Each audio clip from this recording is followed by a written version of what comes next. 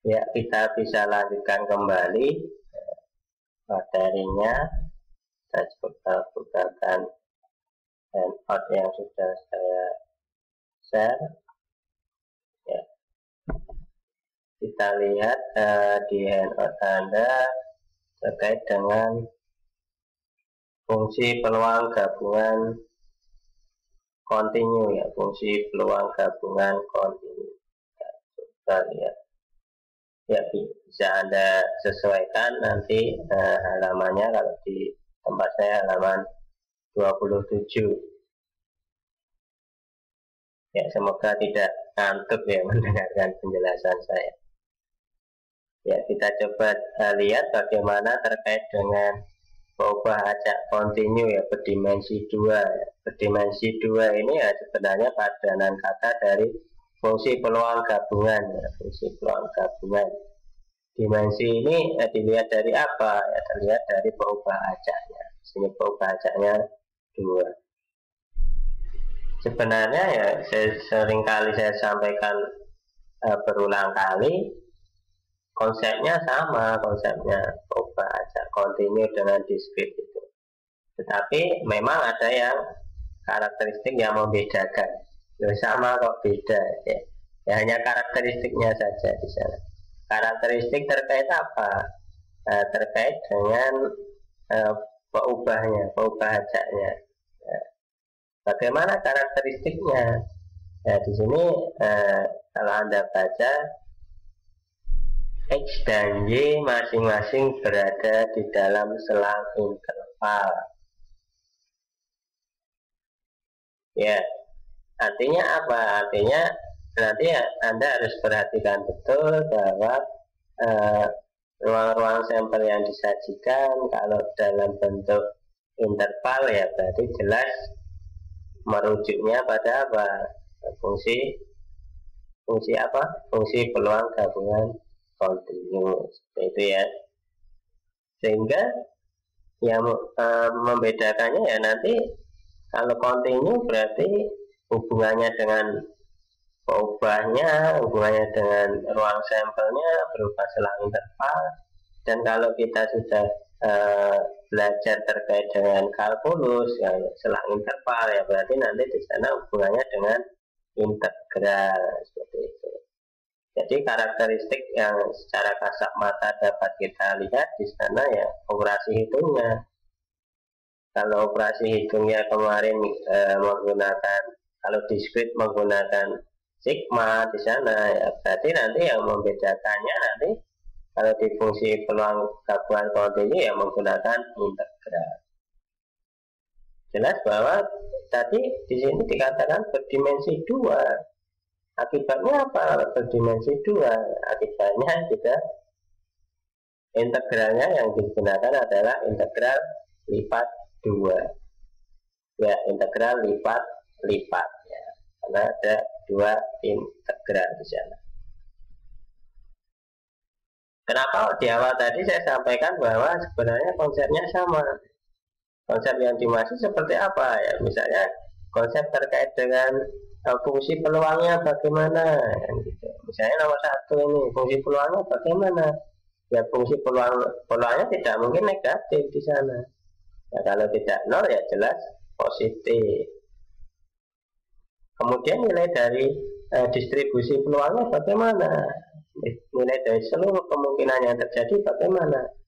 Nilai dari seluruh kemungkinan yang terjadi di sana ya satu peluang yang sempurna atau pasti terjadi di sana 1. Jadi nanti terbagi atas setiap kemungkinan yang terjadi. Dan di sini integralnya, nilai integralnya jangan lupa di sini nilai integralnya nanti dari negatif tak hingga sampai tak hingga, negatif tak hingga sampai tak hingga. Hanya nanti kita sesuaikan dengan intervalnya. Nilai peluang yang dimaksud berada di interval mana, kan gitu. Berarti kalau dia di luar interval tersebut ya berarti bagaimana? Ya berarti itu peluang yang tidak terjadi. Atau kalau Anda kemarin masih ingat di diskrit misalnya ruang sampel untuk X-nya 0, 1, 2. Ya kalau ada nilai X-nya 5 ya berarti itu salah satu kemustahilan yang tidak terjadi. Nilai pokoknya bagaimana? 0. Begitu juga di sini. Selang intervalnya di mana? Itu nanti akan mempengaruhi dari batas bawah dan batas atas integralnya. Hati-hati di sini saya sampaikan selang interval akan mempengaruhi batas bawah dan batas atas integralnya. Jadi nanti silahkan disesuaikan. Kemudian jangan sampai tertukar juga, ini secara teknis ya, secara detail, tidak apa-apa saya sampaikan. Jadi nanti intervalnya juga jangan sampai tertukar. Kalau Anda mengintegralkan terhadap X ya batasnya miliknya X. Jangan batasnya tetangga dipakai yang itu. Ya kalau X ya X, ya. Kalau Y ya dengan Y. Gitu. Kemudian sifat yang ketiga juga sama di sana. Nilai dari kemungkinan terjadi di sana harus sama dengan nilai di fungsinya atau distribusi untuk tiap-tiap kemungkinan terjadi di sana harus sama dengan nilai fungsinya. Ya, seperti itu ya. Kemudian kita lihat contoh yang mudah ya, nanti untuk latihan yang lebih mudah dan yang ujian sangat mudah. Kan seperti itu.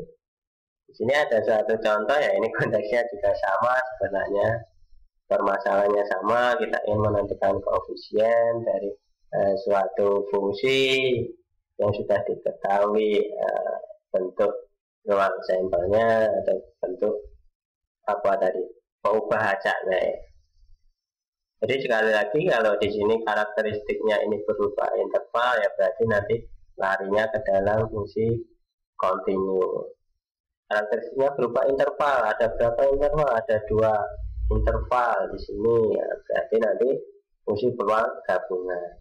Dimensinya 2. Ya kalau dimensinya lebih dari 2 bagaimana Pak? Kan itu pertanyaan juga. Ya nggak gimana-gimana ya. Ya nanti kita sesuaikan konteksnya dengan konsep yang lain. Nanti itu sebenarnya materi setelah UTS di sana ada. Sekali lagi Anda perhatikan intervalnya bagaimana atau pembacanya bagaimana karakteristiknya. Kalau di sini berupa interval berarti nanti ke kontinu rangkaiannya nanti mempengaruhi ke apa interval? Ke integral batas atas dan batas bawah. Ya kita lihat sama konteksnya menggunakan sifat dari peluang. Sifat yang mana ya? Yang ke-8 ya di sini sifat kedua. Ini yang saya sampaikan tadi di sini untuk batas bawah dan batas atas integral tadi. Ini intervalnya X-nya 0, 1, Y-nya 0, 1 ya kita lihat. Ini untuk X tadi 0, 1, Y-nya 0, 1. Tetapi tadi sifat yang pertama bahwa untuk integralnya ini batasnya dari negatif tak hingga sampai tak hingga. Berarti yang di luar interval ini bagaimana? Di luar interval ini ya nilainya nanti 0. Oh maaf, ini harusnya fungsi yang mengandung X dan Y ya, ini nolnya nanti silakan Anda ganti fungsi yang mengandung variabel X dan Y ini nanti sama ini ya disamakan dengan yang ini nolnya diganti dengan ini. Jadi nanti nilai fungsinya ini di batas negatif tak hingga sampai 0 ya 0 nanti ya 0.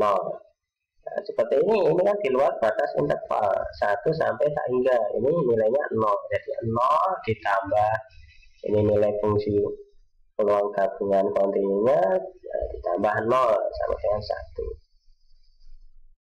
Jelas bahwa ini tadi 0 berarti tinggal ini fungsinya di dalam interval ya, kita tinggal integralkan saja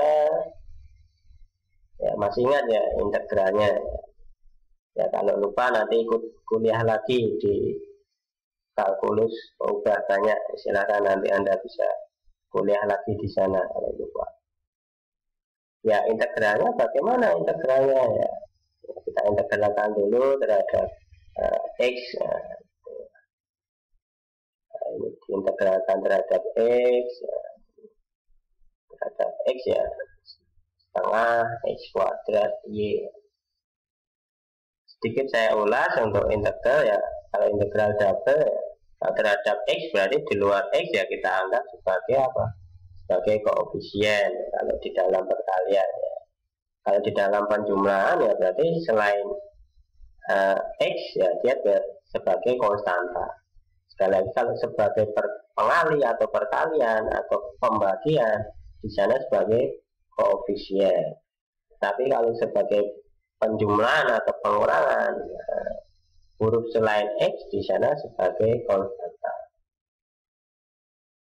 Akibatnya di sini yang kita integralkan kan setengah x kuadrat y, karena ini sebagai koefisien. Dan seterusnya sehingga diperoleh c-nya sama dengan 4 ya. Saya rasa demikian ya, sehingga nanti fungsi gabungan kontinu yang kompleknya ya demikian fxy ya. Fungsi peluang gabungan kontinu untuk mengubah x y sama dengan 4xy.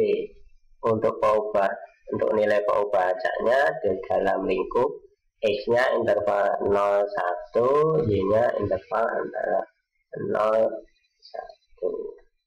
Ya demikian, nanti bisa kita lanjutkan permasalahan selanjutnya.